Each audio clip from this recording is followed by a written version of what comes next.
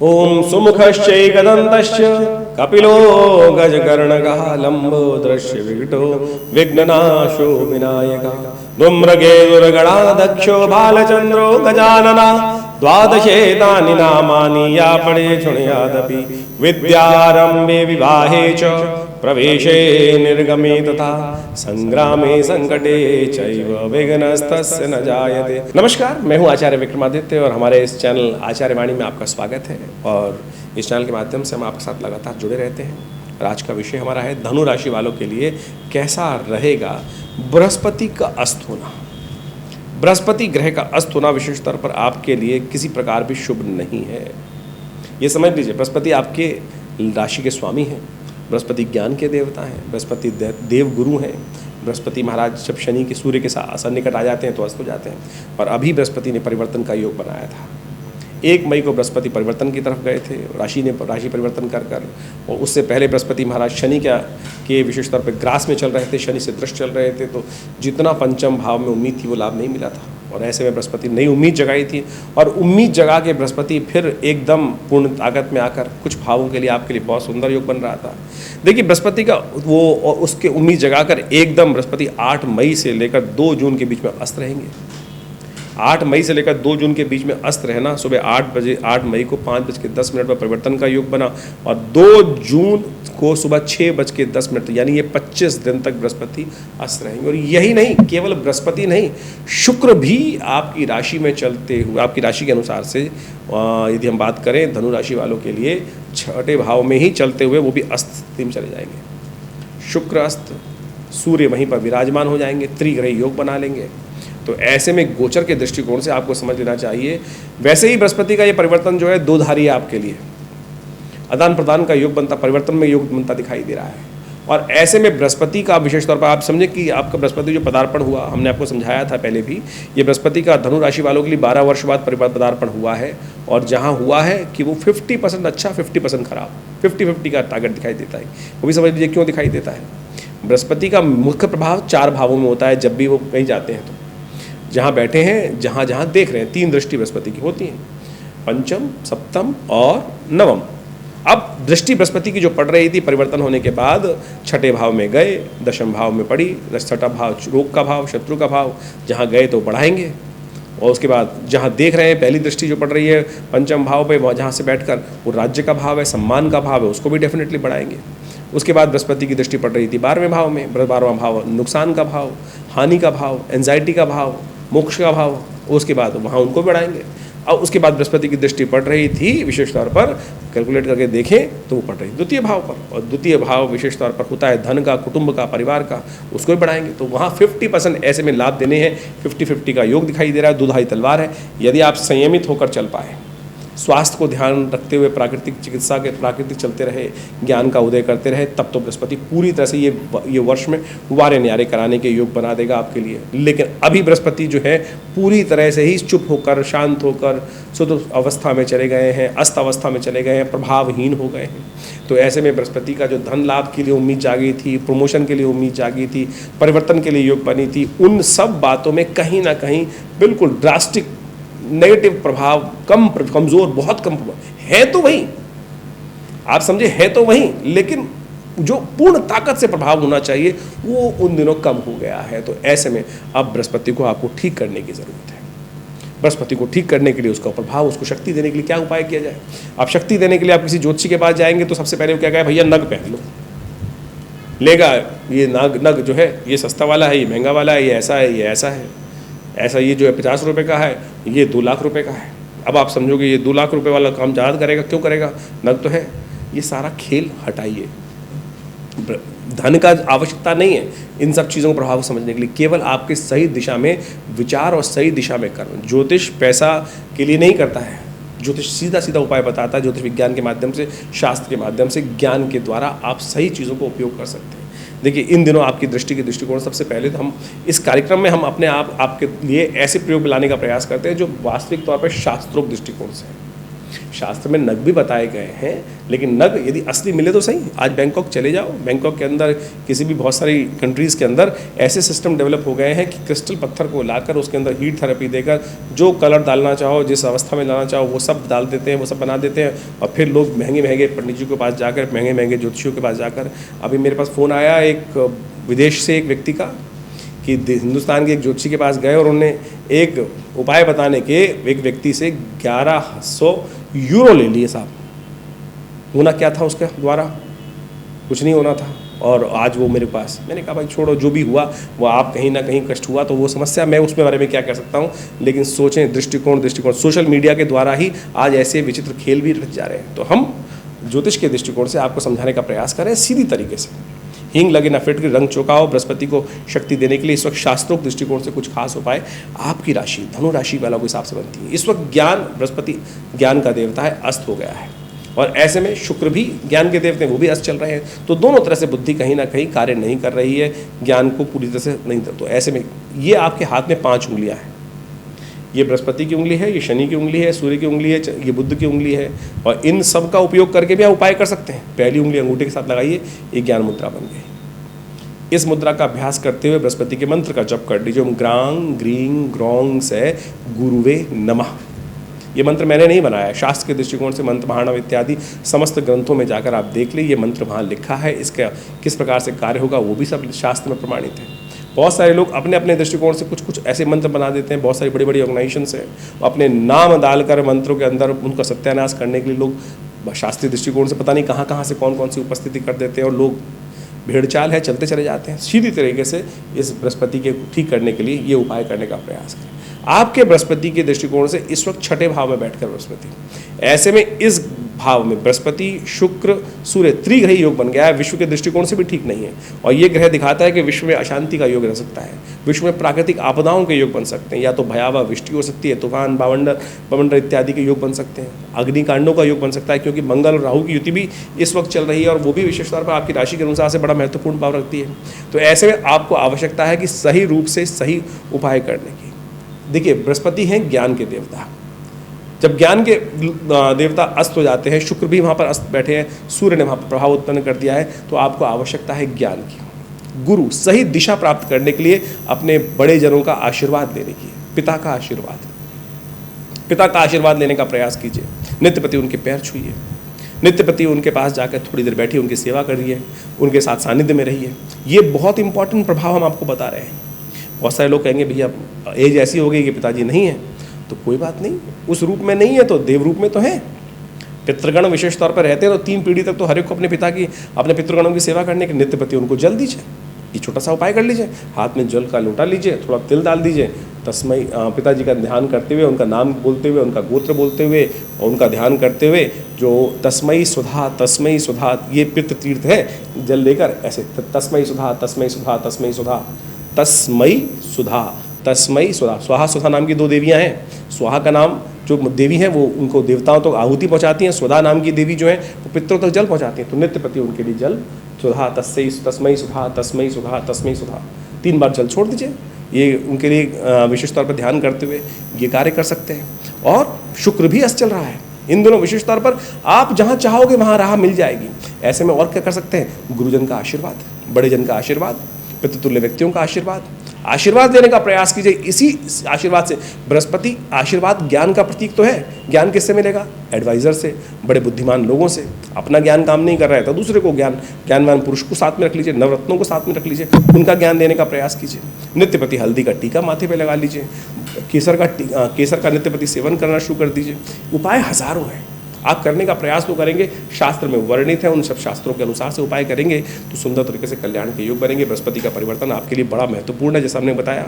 2 जून को बृहस्पति उदय हो जाएंगे, उसके बाद बहुत लाभ देने के योग बनाएंगे। ऐसे में शुक्र भी चल रहे हैं अस्त, तो गौ सेवा करने का प्रयास कीजिए। शुक्र को ताकत देने के लिए महालक्ष्मी का पूजन करने का प्रयास कीजिए।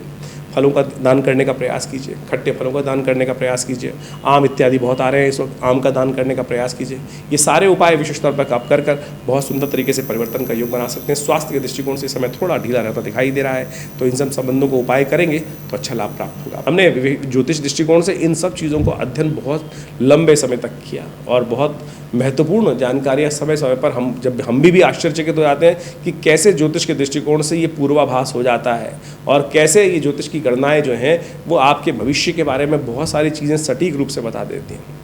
एक व्यक्ति, मुझे याद है, मैं बहुत छोटा था, पिताजी के साथ ज्योतिष का अध्ययन करने का अवसर मिलता था। हमारे पास एक बहुत मूर्धन्य देश के व्यक्ति, बड़े व्यक्ति, जो किसी बहुत बड़े उपराष्ट्रपति के भारत के उपराष्ट्रपति के पीए थे, वो जन्मपत्री दिखाने आए पिताजी के पास और बड़े परेशान थे उन दिनों बड़े परेशान थे। जन्मपत्री जब दिखाई उन्होंने तो कहा, जब जन्मपत्री देखी तो उन्होंने सीधा सीधा प्रश्न किया कि मेरी उम्र कितनी है आचार्य जी, ये बताएं।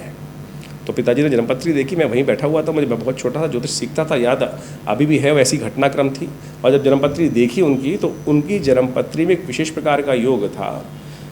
उन्होंने कहा कि मुझे ज्योतिषी ने बताया है कि मेरी मृत्यु इस दिन होती दिखाई दे रही है, मैं बड़ा परेशान हूँ, क्या जीवन का अंतिम समय आ गया है। पिताजी ने भी जन्मपत्री देखी और जन्मपत्री मुझे भी समझाया उस विषय को। तो जब हमने जन्मपत्री देखी तो उसके अंदर एक ग्रह जिसके कारण से वो मृत्यु का योग बन रहा था, वो विशेष तौर पे अवस्था, किस अवस्था में था वो हमने देखा नहीं। जैसे अभी हम बृहस्पति के बारे में बता रहे हैं कि उदित अवस्था में है, अस्त अवस्था में है, और या विशेष तौर पर सुप्तादि अवस्था में, जागृत अवस्था में, वृद्धादि अवस्था में, तो वो जो ग्रह था विशेष तौर पर उनका स्वप्न अवस्था में था। वो स्वप्नादि अवस्थाएं हमारे यहाँ विशेष तौर पर बताई गई हैं, जागृत, स्वप्न, प्रगाढ़ इत्यादि, हर ग्रह की ऐसी अवस्था भी होती है। तो जब हमने जन्मपत्री देखी तो उस समय में यही निष्कर्ष निकाला कि महाराज जिसने जन्मपत्री देखी है बहुत बढ़िया तरह से देखी है और उसने मृत्यु का जो प्रेडिक्शन किया है बिल्कुल सही है। लेकिन हम ज्योतिष के दृष्टिकोण से उन उपराष्ट्रपति के साहब, जो पीए साहब थे, उनको यह बताया कि चिंता मत करो, तुम्हारी मृत्यु होगी भी और तुम जिंदा भी रहोगे। वो बोला नहीं, साफ साफ बताए क्या मतलब हुआ इसका। उनको बताया गया कि भाई आपका जो ग्रह है विशेष तौर पर जो दिखा रहा है, मृत्यु योग बना रहा है, वो स्वप्नादि अवस्था के अंदर है, तो मृत्यु का कारक जो बनेगा वो स्वप्न में मृत्यु होने के योग बनेंगे, लेकिन जब स्वप्न से बाहर आएंगे तो जागृत अवस्था में रहेंगे आप।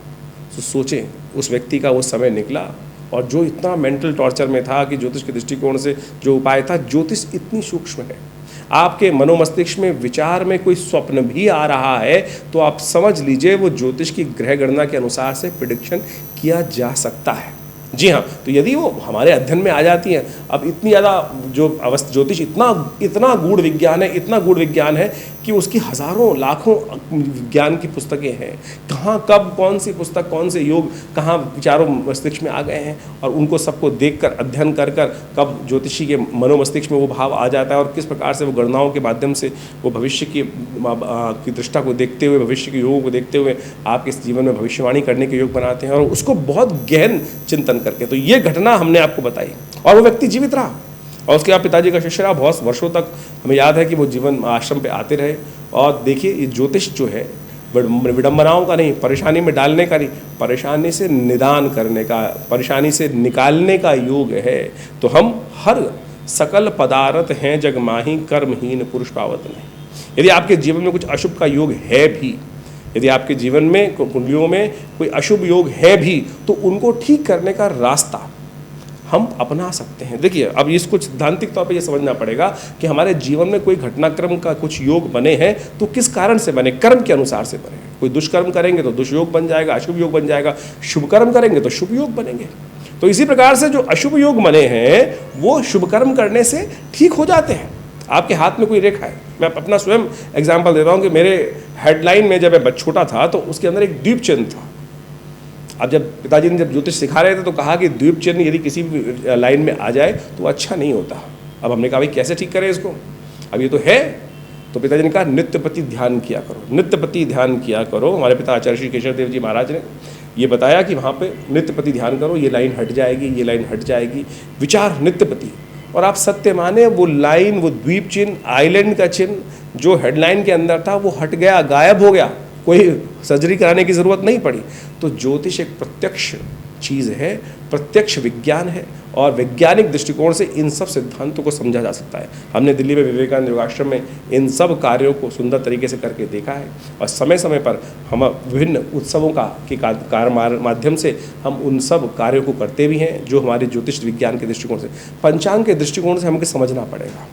ज्योतिष एक आध्यात्मिक विषय है और आध्यात्मिक ऋषि मुनियों ने जब इसका सृजन किया तो उसका निदान, कारण जानना और कारण किस प्रकार से, और उस समस्याओं का जो कारण जानने के बाद समस्या आई तो उसका निदान किस प्रकार से होगा, उसके समस्त रास्ते हमारे जन्मपत्री जो ज्योतिष विज्ञान के अंतर्गत बताए गए हैं। एक गणित विज्ञान है और एक निराकरण विज्ञान है जिसके अंदर निदान के समस्त उपाय बताए गए हैं। मंत्र विज्ञान, दान विज्ञान, मंत्र विज्ञान के अनुसार से पुराण इत्यादि में जितने दान की पद्धति बताई गई है, जितने मंत्र जप की पद्धति बताई गई, यज्ञ इत्यादि की पद्धति बताई गई है, वो सारे के सारे निदान की पद्धति के रूप में बनाए गए हैं। और हमारा विषय जो हम इस चैनल के माध्यम से, अपने आश्रम के माध्यम से आप सबके समक्ष रखते हैं, वो पौराणिक मत को रखने का प्रयास करते हैं।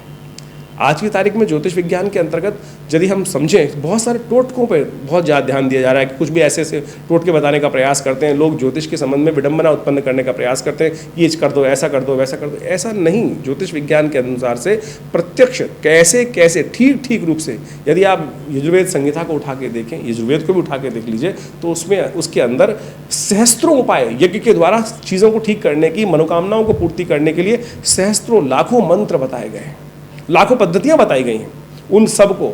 और ज्योतिष में विज्ञान के अंदर जो पंचांग आप देखते हैं, पंचांग के बारे में हमने कुछ देर पहले भी बात की थी, उसके अंदर विभिन्न समय पर विभिन्न उत्सव आते हैं। वो विभिन्न उत्सव जो है वो विशेष तौर पे आप समझें, वो एक मुहूर्त है कि जिस समय में यदि आप उस कार्य को कर लोगे तो आपके द्वारा किया गया पुण्य कई गुना अधिक हो जाएगा, और जब पुण्य अधिक हो जाएंगे तो समस्या का निदान का मार्ग मिल जाएगा। तो जैसे सोमवती अमावस्या आ रही है, प्रदोष के योग आ रहे हैं, होली, दीपावली, ये सब जो अक्षय तृतीया इत्यादि, ये सब जो मुहूर्त आते हैं ये विशेष तौर पर बड़ा महत्व रखते हैं। और आध्यात्मिक दृष्टिकोण से देखें तो पुराणों के अंदर, विभिन्न शास्त्रों के अंदर इन सब उत्सवों के माध्यम से विभिन्न कर्म करने के रास्ते बताए गए, कर्मकांड के सिद्धांत के अनुसार से बताए गए हैं। उन कर्मों को कर कर आप सुंदर तरीके से, हम अपने विभिन्न कार्यक्रमों में विभिन्न आपकी बातें रखते हैं, विभिन्न कथाएं रखते हैं इस बारे में कि ज्योतिष के दृष्टिकोण से कैसे, कौन सी हर चीज़ की उत्पत्ति कहाँ से हुई है ज्योतिष के अंदर, उन सब सिद्धांतों को बहुत सुंदर रूप से समझाने का प्रयास किया गया है। तो आप समझें ज्योतिष किस प्रकार का विज्ञान है। और हमने विवेकानंद योगाश्रम के माध्यम से इन सब कार्यों को सुंदर तरीके से आश्रम पर करने का जो व्यवस्था बनाई, हमारे पिताश्री आचार्य कृष्ण देव जी महाराज ने पिछले करीब 50 सालों से ये सुंदर आश्रम कार्य कर रहा है। दिल्ली में विवेकानंद योगाश्रम लक्ष्मीनगर जमुना पार्क में स्थित है। यहाँ नित्य प्रति 8 घंटे यज्ञ होता है। माँ भगवती का, दुर्गा का बहुत सुंदर चमत्कारी श्री विग्रह जो मुल्तान से यहाँ पधारा, वो आज भी यहाँ विराजमान है। उनके सानिध्य में आज भी विवेकानंद योगाश्रम में नित्य प्रति 8 घंटे यज्ञ करने की व्यवस्था चल रही है। गौशाला की सुंदर सेवा, गाय की सुंदर सेवा करने की व्यवस्था है। अस्पताल है जो विवेक योग, प्राकृतिक चिकित्सा एवं आयुर्वेद के दृष्टिकोण से हज़ारों लोगों की सेवा कर रहा है। भारत सरकार के पैनल पर है, दिल्ली गवर्नमेंट के पैनल पर है, और बहुत सारे सहस्त्रों लोग यहाँ आकर अपना उपचार कराते हैं योग प्राकृतिक चिकित्सा के संबंध में। मुद्राओं के संबंध में तो अद्भुत कार्य हमने करके दिखाया, विभिन्न प्रकार की मुद्राओं का। आज हमने आपको विशेष तौर पर एक मुद्रा बताई कि बृहस्पति ठीक नहीं चल रहा है तो उसके दोषों को ठीक करने के लिए ज्ञान मुद्रा। वैसे तो ये मन को शांत करने वाली है। भगवान बुद्ध इसी पोज में, ज्ञान मुद्रा में, बहुत सारे अपने सहस्त्र फोटो के अंदर, मूर्तियों के अंदर आपको दिखाई दे जाएंगे। भगवान कृष्ण ने भी गीता का उपदेश इसी मुद्रा में दिया। कहा जाता है प्रपन्न पारि जाता है तो उत्तर वेत्रे पाणय ज्ञान मुद्राय कृष्णाय गीतामृतुभे नमः। तो ये ज्ञान मुद्रा अद्भुत है। तो आपका जो बृहस्पति अशुभ फल दे रहा है इन दिनों, आप उसके लिए ये ज्ञान मुद्रा करें, बृहस्पति के मंत्र का जप करें, ओम ग्रांग ग्रीं ग्रौंग से गुरुवे नमः, देखिएगा लाभ प्राप्त होगा। और साथ साथ इन ग्रहों का प्रभाव आपकी राशि के अनुसार से जो हो रहा है वो तो हमने आपको बताया ही। इसके बाद भी आपको बहुत गहन चिंतन करने की ज़रूरत है। आपकी मूल सबके लिए खराब नहीं है। अब जिस एक राशि के बारे में बताया कि खराब है, अच्छा है, तो हो सकता है उस आपकी दशा, अंतरदशाएं बहुत सुंदर चल रही हों, या हो सकता है ग्रह शुभ प्रभाव कर रहा है तो ग्रह अंतरदशाएं जो है अशुभ चल रही हो तो वो प्रभाव निष्क्रिय हो जाएगा, उल्टा हो जाएगा। तो उस सब संबंध में आपको अच्छा ये है कि अपनी जन्मपत्री को पूरी तरह से विचार विमर्श समय समय पर कराते रहें। उन सब समय का आपको आभास होता रहेगा। लेकिन बहुत सारे लोग ज्योतिष विज्ञान के माध्यम से इस बात से डर जाते हैं कि सहस्त्रों, मेरे अब बहुत सारे देखे हैं कि ऐसे लोग आज ज्योतिष के दृष्टिकोण से 4-4 दिन पढ़कर ज्योतिष विज्ञान के आचार्य बन जाते हैं, और विशेष तौर पर ऐसे ऐसे उपाय, ऐसे ऐसे लोगों को लूटने का तरीका बनाते हैं। ज्योतिष पैसे कमाने का तरीका नहीं है। हमारा ये उद्देश्य ज्योतिष की वास्तविक स्वरूपों को आपके समक्ष रखने का है। और बहुत सारे लोग इन भ्रांतियों में फंस जाते हैं कि ज्योतिष के दृष्टिकोण से अनेक उपाय बता दिए जाएंगे। हमने इस कार्यक्रम के माध्यम से आपके समक्ष बहुत सरलता से, बहुत सीधी तरीके से, बिना किसी लाग लपेट के, बिना किसी को पैसे खर्च किए हुए, कोई नग ना बताकर, कोई बहुत बड़ा उल्टा सीधा प्रयोग ना बताकर, बहुत सारी किसी विडंबना से, सब समस्त विडंबनाओं से हटके सीधे साधे तरीके से ज्योतिष के विज्ञान को आपके समक्ष रखने का प्रयास किया है। आशा करते हैं आप समझेंगे और लाभ लेंगे।